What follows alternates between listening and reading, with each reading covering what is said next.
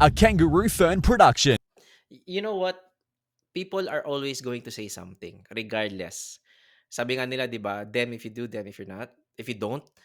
So, if you want to share your journey, share mo lang. Regardless kung may mag-comment, mag-like, mag-view. Ang gusto mo kasi mag-share lang, then just share it. If you're hoping to inspire, trust me, there will come a day or at least one person is going to come up to you and say, "Thank you for sharing your story. Na-inspire ako." And doon ako nagsimula eh. I didn't mind kung may manood, may mag-comment, may mag-like, mag-share. Share lang ako ng story ko. It just so happens na may mga bagay din akong sinishare na inspiring din. Minsan may mga bagay din na pinag-iisipan ko talaga, okay, how can I make this really inspiring? Ganon. May mga iba na, wow, I didn't realize that's so inspiring sa ibang tao. Nag-share lang naman ako. Ganon. So, if nahihiya ka, share with maybe something that's not so personal para sa iyo. Share something na ordinary lang. Ito yung ginawa mo ngayong araw, and then I find it really nice, and then i-connect mo sa pagiging Pilipino mo, connect mo sa Pilipinas, and some people are going to say, yeah, oo nga no, na-experience ko din yan. It's going to resonate with them, and then that's how you gain confidence na, ay okay, may nanonood, may nakagusto ng content ko, gawa pa ako ulit, and then so on and so on, and it will snowball. Yan.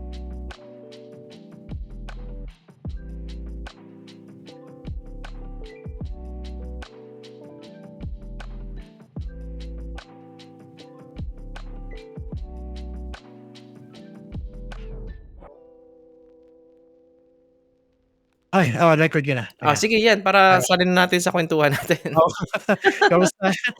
I'm good. How are you? Mainit dito ngayon. Nasa Wollongong area ako. Saan ka ba? Adelaide. Kahapon kami mainit. 40 kami kahapon. Wow. My God. Parang So, pahabol ng summer. I think isang linggo last week puro kami above 30s, about 37. So kahapon 40. So pero ngayon nag-mellow down na, naging nasa 27 o 22 na ata kami noon. At least hindi na gano'n kainit. Diyos ko, dito ang init, napaka-humid. Kaya I had to take another shower kasi grabe ang init talaga. Sobra. Siyempre pag-usapan pa rin natin mga Filipino migrant, mga nandito na sa Australia, yung matagal na dito. So katulad ko, matagal na rin ako dito sa Australia. So ito na yung sinasabi kong pangalawang tahanan ko. Kasi una nag-New Zealand ako. So after 10 years sa New Zealand, pumunta ako sa Australia. So 12 years na ako. So today episode, pag-uusapan natin yung journey ito, matagal ko nang ini-email, message to sa TikTok eh. Ang tagal ko na kinukulit 'to eh. Kaya medyo busy siya. So please welcome to the show. So sa mga nagti-TikTok diyan, meron siyang 100,000 followers sa TikTok at pinag-uusapan niya rin yung mga expat din. So mostly similar kami sa mga ginagawa namin. So please welcome to the Unfiltered Conversation. Tawagin natin si Tito Icon. Tito Icon, kamusta? Wow. What an intro. Thank you sa intro, Miko. Miko ba? Is it Miko, Maiko? Miko. Yeah, Miko. Miko Santos, sorry. Yeah, so pasensya ka na, hindi ko na nabalikan yung message mo. Tagal na nga noon eh. Kasi ang daming nagme-message talaga every day sa TikTok. And then, TikTok, kapag sobrang dami yung message mo and you try to search for a keyword sa inbox mo, ayaw niya nang mag-search kasi sobrang dami ng messages. And then yun, natabunan na. And this time around, nung nag-message ka uli, I made sure na nakapin na yung pangalan mo dun sa taas. That way, I can get back to you. Thanks for having me in the show. Thank you so much.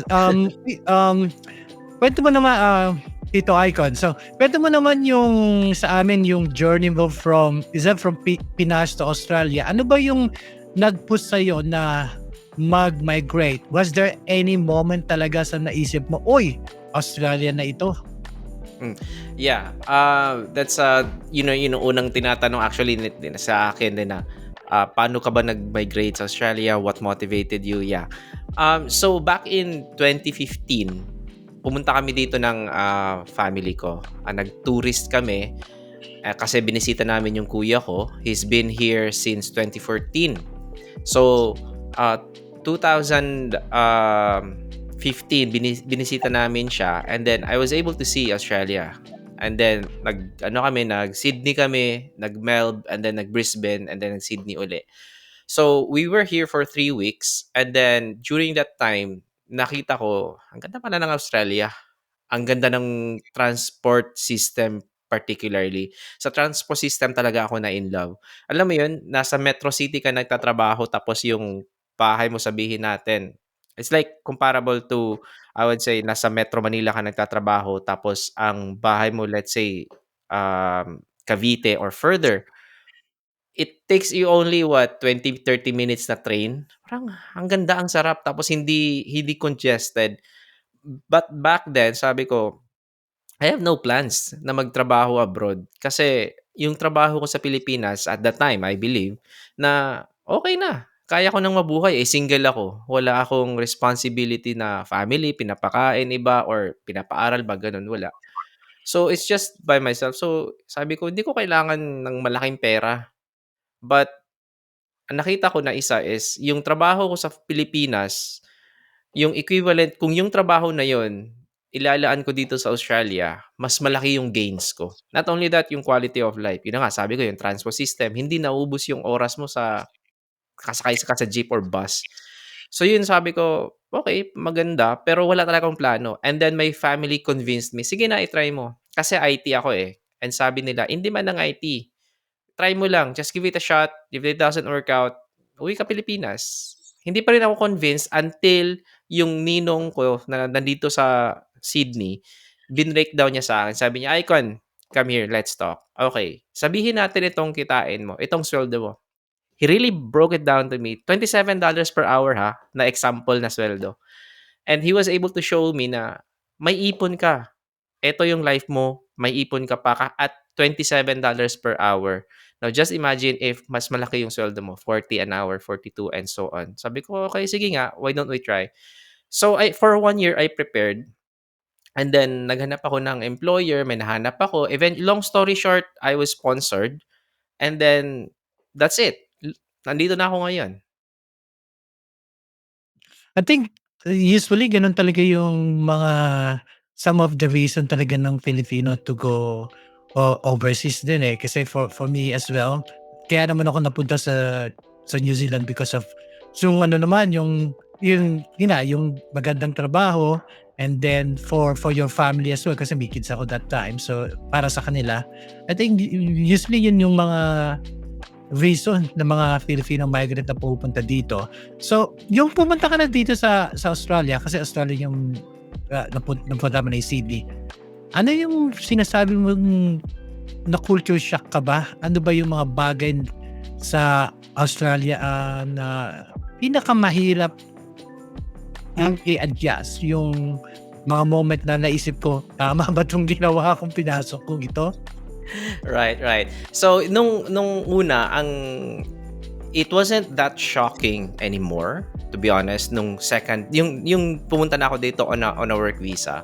Kasi, a year prior, sabi ko nga, nakapunta na kami. So, may mga bagay na dun kami nagulat. So, if you're going to ask me ano yung mga nagulat ako, I would answer you during my first time na punta dito. So, nagulat ako, isa na, ang aga ng mga malls magsarado, yung mga shops, mga ganun. Tapos, sa amin, sanay kami na kapag travels, in our minds, alam na namin na maglalakad talaga. You're really going to walk kasi walang jeep sa ibang bansa eh. Sa Pilipinas lang naman may jeep, sa Pilipinas lang may tricycle, may pajak. So we knew na maglalakad talaga kami, but I didn't realize na ganung lakad pala talaga. Oo, so if yung halimbawa, bahay mo wala dun sa bus stop or hindi malapit sa train station, you really have to walk. So yun yung isang mga bagay na nagulat ako. But I didn't find it in such a way na negative siya. Isip ko, oh, this is nice. Nakakalakad. Kasi isipin mo sa Pilipinas, paano ka mag-walking eh walang footpath, 'di ba? Nagshi-share kayo ng pajak, ng tricycle, ng truck, ng jeep, ng bus, lahat doon sa isang kalsada. So that was fine to me. What what's the one thing that really nasabi ko na tama ba 'tong ginawa ko? Um, to be honest, wala. Kasi yung buhay ko, initial life ko dito sa Australia is something that I would say na magaan kumpara dun sa mga, iba na nag-migrate dito, let's say on a student visa na from manager naging, kitchen hand or di kaya yung mataas supervisor o ano ba diyan, tapos bigla ngayon cleaner. Walang gano'ng eksena, eh. So, I would say na magaan yung buhay ko, yung sa simula and i-point ko lang and this is one of the reasons why I do what I do on TikTok na gumagawa ako ng content guiding people because I feel like I owe it to the community to give back. And that's how I am giving back. Kasi magaan yung buhay ko, so this is the least that I can do to give back. Yung bigyan sila ng tips, inspiration, guide them to make their lives a little bit easier. Actually, yung susunod na question ko sa'yo, Tito Icon is about that. So, paano ba nag-start yung TikTok journey mo at may eureka moment ka ba or nagkataon lang and yung name mo ay Tito Icon? May story ba behind that? Bakit hindi kuya or Right. pare? Okay, good question. Okay. So, for some who don't know this, Icon talaga yung pangalan ko. Okay? Icon talaga yung pangalan ko. Yan yung nasa birth certificate ko talaga. The reason bakit Tito is because ang daming nagsisir sa akin. Nagbe-message, "Sir, ganito, sir, ganyan." And I don't like it, to be honest. I mean, like, I've been here in Australia for almost 9 years now and nasanay na ako na first name basis lahat. At feeling ko kapag nagsa-sir sa akin yung tao, mataas yung level ko. And I don't like that feeling. Kasi lahat tayo pantay-pantay tayo dito. Yun ang mentality ko. So, call me something else. Call me pre, bro, dude, whatever. And then naisip ko, okay, I'm in my late 30s, why not just call me Tito? So, call me Tito, nilagay ko na doon, Tito Icon. So, that's how Tito Icon was born. But, to answer your other questions, paano ba ako nagsimula sa TikTok? Matagal ko nang gusto na gumawa ng content following yung life ng mga Filipino expats dito sa Australia. Ang pinaka-idea ko pa noon, may susundan ako na Pinoy. Tapos, parang kukwento yung buhay niya sa isang araw. But, that faded out. And then, here comes TikTok, short format. Naisip ko, sige nga, magkwento nga ako sa TikTok kung ano yung journey ko before. And then, I think it resonated to a lot of people. And then, I started sharing yung paano makarating dito through skilled migration program instead of student visa. And I think dun ako, I would say, pumutok talaga.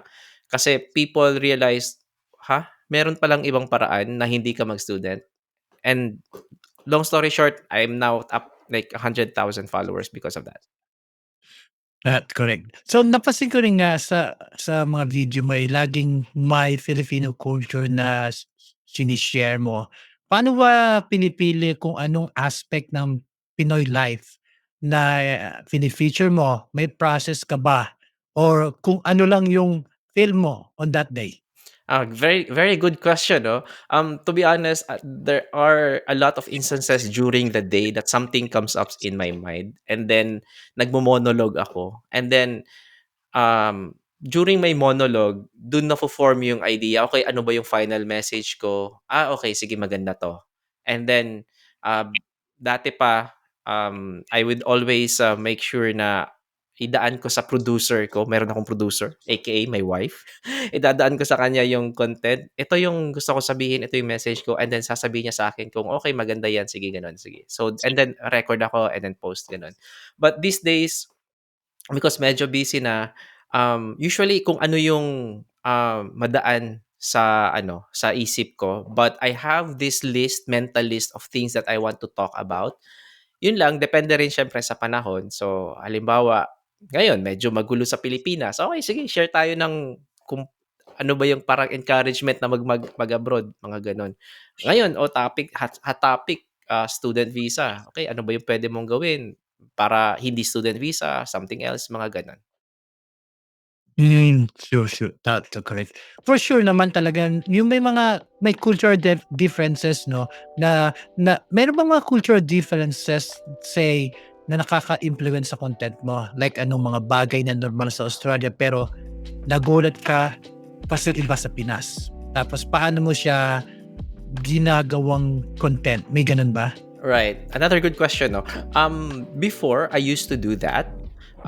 Like for example, ano tawag doon? I shared before yung driving sa Australia or yung reading yung traffic signs, mga ganyan. Kasi itong mga bagay nito sa Pilipinas, they're there, but a lot of people don't follow them, to be honest.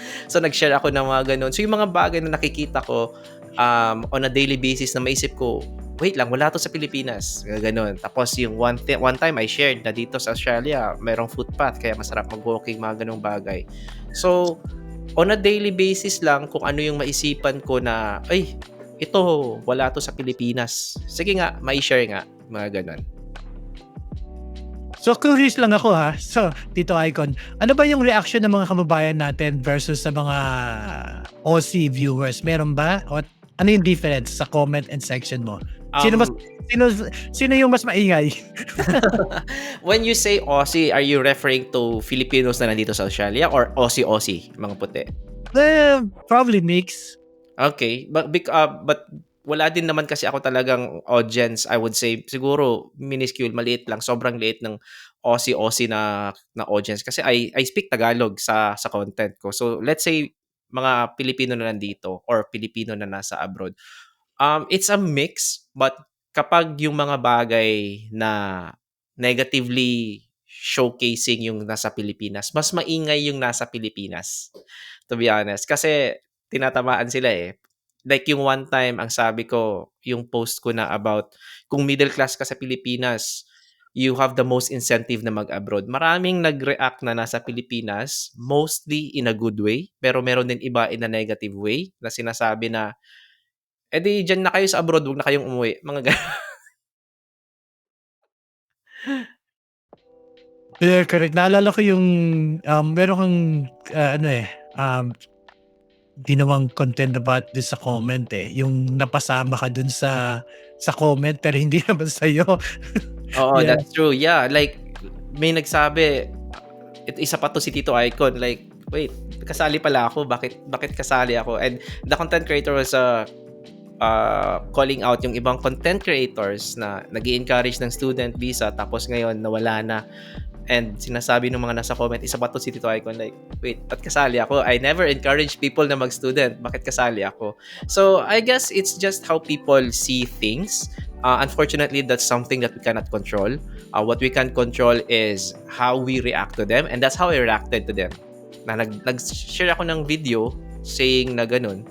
And I'm not sure if it was a good thing or a bad thing, but a lot of people sent positive messages, even sent me message sa Facebook nung mga friends ko na nakakita no na your content is actually helping, so just keep doing it. And sa akin, yeah, I'll just focus on them, mga people na nakaka-appreciate ng content. Yeah, tama ka din. Yeah, correct. Kasi we do to share your experience to educate them as well.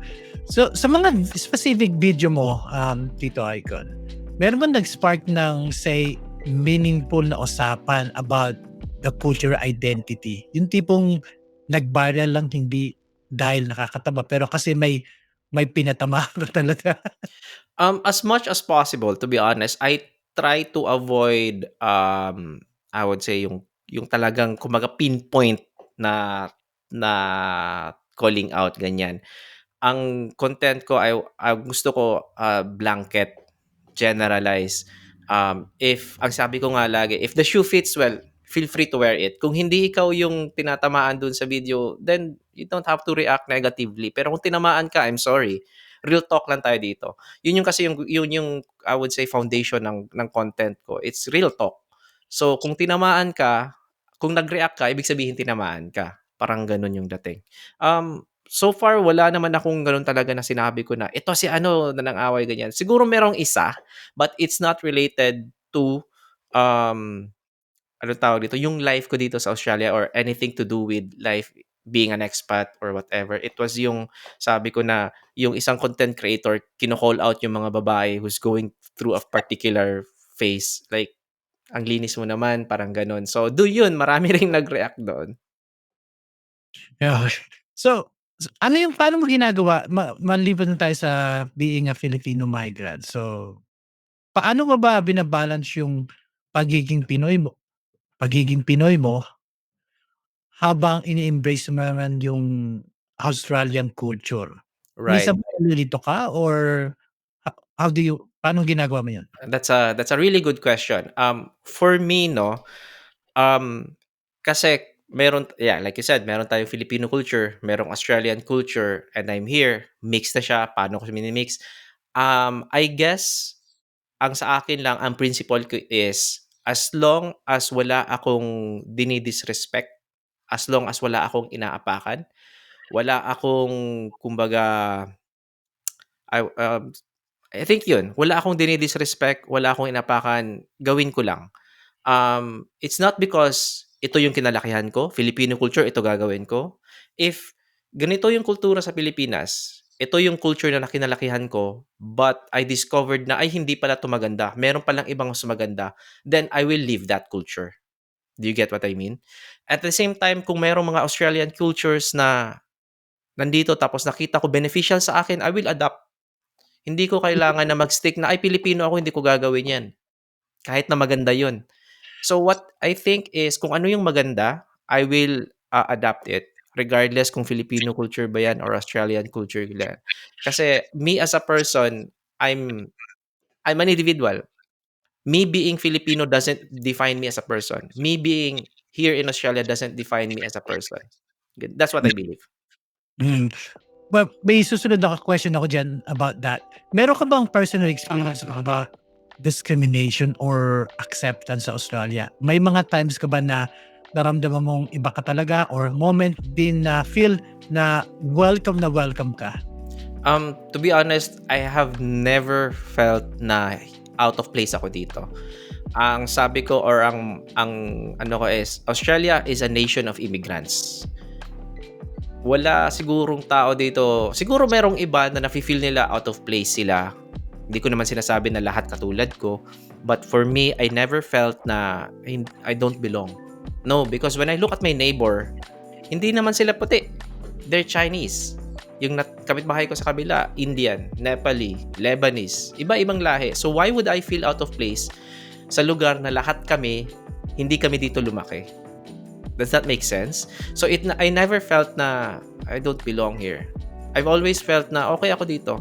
I can adjust, I can adapt. Pare-parehas naman tayo dito na kumbaga tao din. Ang pinagkaiba lang natin kung saan tayo lumaki, yung itsura ng ilong natin, yung kulay natin. Yun lang yung pinagkaiba. But at the very core, we're all human beings and we should treat each other as such regardless of race, color, or religion. I totally agree about that. So, balikan natin yung social media, Tito Icon. Sa tingin mo ba gaano kalaking bagay yung social media para sa mga Pinoy abroad? Paano siya nagko-connect sa atin despite the distance? Nakaka-homesick ka minsan o minsan nakaka-comfort din itong social media? Mm. Social media for me as someone na nasa ibang bansa is a double-edged sword. So, on one hand, you still feel connected sa mga nangyayari sa Pilipinas. So natutuwa ka, may nakita kang ganyan, oh, you still feel home at the very least virtually. On the other hand, makikita mo yung stressful moments sa Pilipinas, like what's going on right now, and minsan, 'di ba, parang hindi ka rin makatulog kasi magulo doon, ganyan. I remember one time nag-martial law sa Northern Mindanao because of yung mga insurgency sa Marawi. And me being someone who grew up in Iligan City, that's only few hours away from Marawi, medyo bothered din ako. So social media nakikita ko lahat ganyan. So imbes na parang matutulog na ako, nai-stress ako, mga ganun. So social media is a powerful tool to connect and at the same time to cause division. Unfortunately, yun talaga. So for me, we should tread carefully sa social media. Kung hindi na nakakabuti sa mental health mo, get out. Walking ka. Correct, correct. So ano naman yung advice mo sa mga ibang ibang Filipino migrant na gustong ring mag-share ng story nila online, lalo yung mga nahihiya pa or takot sa takot sa mga basher? Mm. You know what? People are always going to say something regardless. Sabi nga nila, 'di ba? Them if you do, them if you're not. If you don't. So, if you want to share your journey, share mo lang. Regardless kung may mag-comment, mag-like, mag-view. Ang gusto mo kasi mag-share lang, then just share it. If you're hoping to inspire, trust me, there will come a day or at least one person is going to come up to you and say, "Thank you for sharing your story. Na-inspire ako." And ako doon ako nagsimula eh. I didn't mind kung may manood, may mag-comment, may mag-like, mag-share. Share lang ako ng story ko. It just so happens na may mga bagay din akong sinishare na inspiring din. Minsan may mga bagay din na pinag-iisipan ko talaga, okay, how can I make this really inspiring? Ganon. May mga iba na, wow, I didn't realize that's so inspiring sa ibang tao. Nag-share lang naman ako. Ganon. So, if nahihiya ka, share with maybe something that's not so personal para sa'yo. Share something na ordinary lang. Ito yung ginawa mo ngayong araw, and then I find it really nice, and then i-connect mo sa pagiging Pilipino mo, connect mo sa Pilipinas, and some people are going to say, yeah, oo nga no, na-experience ko din yan. It's going to resonate with them, and then that's how you gain confidence na, ay okay, may nanonood, may nakagusto ng content ko, gawa pa ako uli. And then so on and so on, and it will snowball.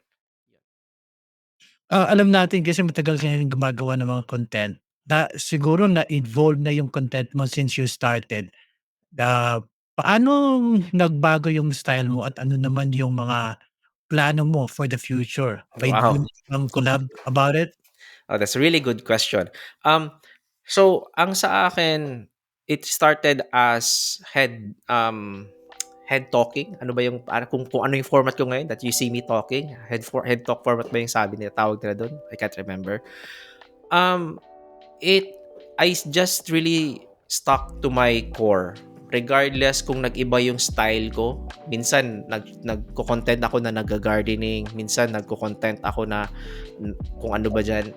But I stuck to my core, which is real talk. Yun ang kahit na ano pang itsura ko diyan, ginagawa ko kung ano yung sinasabi ko, real talk. Yun ang sa akin na core ko. So I really didn't take notice of how it evolved. Siguro parehas pa din. Siguro noon, ano lang ako, cellphone lang. But later on, I realized, people appreciated it more kung lagyan ko ng konting effort. Set up ako ng camera, lagay ako ng ilaw, magandang audio. Yun yung pinaka, I would say, evolution ko. In the future plans, so right now, I have my YouTube channel, The Pinoy Expat, where I talk to a lot of, I talk to a diverse group of Filipinos. Iba-ibang kwento nila, sinishare ko, hoping to inspire and hoping to educate people then how to move here, what life here is like. So, yun lang right now ang gusto kong tutukan talaga. Kung meron dyan mga Pilipino na may magandang kwento, reach out to me, share to me your story, share natin sa buong mundo so that they are inspired as well. That's it. Yun lang talaga yung focus ko right now. Yung sa TikTok, magkwento ng real talk, my personal journey, and sa The Pinoy Expat, magkwento ng buhay ng iba. Okay. Kung may isang bagay ka Tito Icon na gusto mong ma-take away ng viewers mo from your videos, whether Pinoy man sila or Filipino OC, ano yung mensahe na gusto mong ma-feel nila after watching it? Hmm.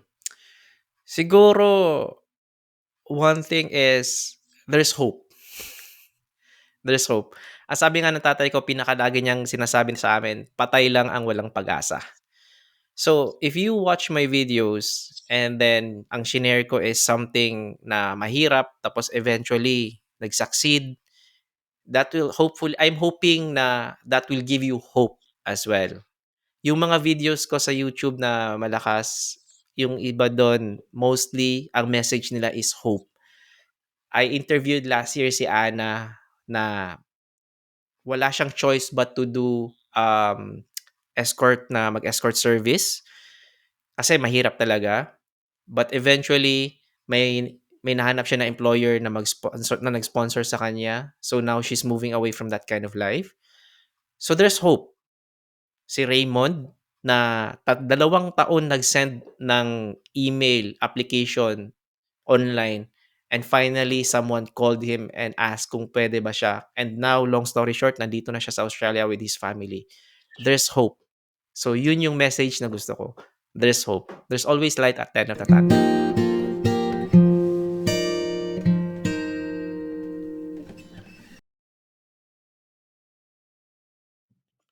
Thank you so much for that. So, sa mga listener natin tsaka nanonood din, saan ba 'pag may gustong kumontak sa'yo or i-share nila yung story na paano sila makipag-coordinate sa'yo, Tito Icon? Well, they can always reach me on TikTok. So if you don't have TikTok, then reach out to my anong tawag dito? Yung The Pinoy Expat na YouTube channel. Pwede kayo mag-drop lang ng comment doon. Or if wala talaga, reach me out on Facebook. I'm on Facebook. Search nyo lang Icon Genshua. That's my personal profile. Wala ako ibang Facebook page na ibang like Tito Icon na page. That's my personal profile. Rest assured, ako at ako lang ang makakabasa niyan. So kung ano yung gusto mong i-share, kung gusto mong mag-anonymous, pag-usapan natin, then yeah, that's it. That's how you reach out to me. I will always reply 100% unless na lang na pumunta siya sa kailaliman ng spam or di kaya natabunan ng natabunan just like yours. Salamat, salamat. Okay,